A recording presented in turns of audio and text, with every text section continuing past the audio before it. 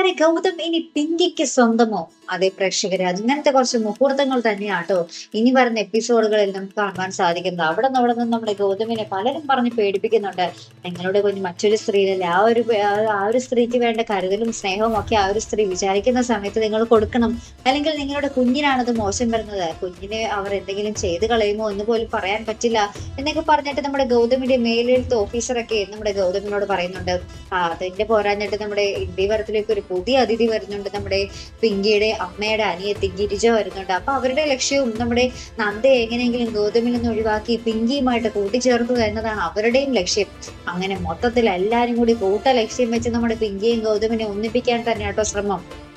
ഇനി നമ്മുടെ ഗൗതമിന്റെ അവസ്ഥ, ഗൗതമിന് പിങ്കി പറയുന്നതെല്ലാം കേൾക്കും. പിങ്കി എന്നെ ഒന്ന് കെട്ടിപ്പിടിക്കുമെന്ന് വെച്ചാൽ നമ്മുടെ ഗൗതം കെട്ടിപ്പിടിക്കും, ഉമ്മ വെക്കുമെന്ന് വെച്ചാൽ ഉമ്മ വയ്ക്കും. ഇതൊക്കെ തന്നെയായിരിക്കും നമ്മുടെ ചന്ദ്രകാന്തം വരുന്ന എപ്പിസോഡുകളിൽ കാണാൻ സാധിക്കുന്നുണ്ട്. ഇങ്ങനെ പോയി ലാസ്റ്റ് നന്ദയെ മറന്ന് നമ്മുടെ എന്താ പറയാ ആ ഒരു പിങ്കിയുടെയും കുഞ്ഞിന്റെയും പുറകെ മാത്രമായിരിക്കും നമ്മുടെ ഗൗതമിന്റെ ഒരു യാത്രയും ചിന്തയും ആലോചനയും സ്നേഹവും കരുതലും മൊത്തം.